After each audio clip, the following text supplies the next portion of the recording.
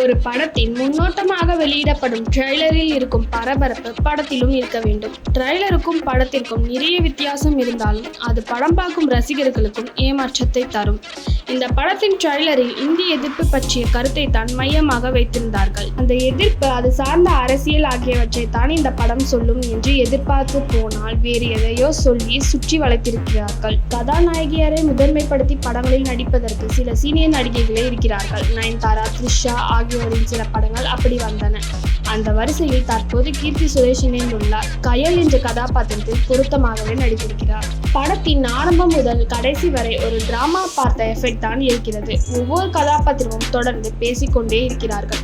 படத்தை சீரியஸான ஒரு படமாக எடுத்திருக்க வேண்டும், அல்லது முழு நகைச்சுவை படமாக எடுத்திருக்க வேண்டும், அல்லது ட்ரெய்லரில் காட்டியது போல ஹிந்தி அரசியல் சார்ந்த கிண்டல் படமாகவாது எடுத்திருக்க வேண்டும். எல்லாவற்றையும் கொஞ்சம் கொஞ்சமாக தொட்டுக்கொண்டதுதான் ரகுதாத்தா படத்திற்கு சிக்கலாகிவிட்டது.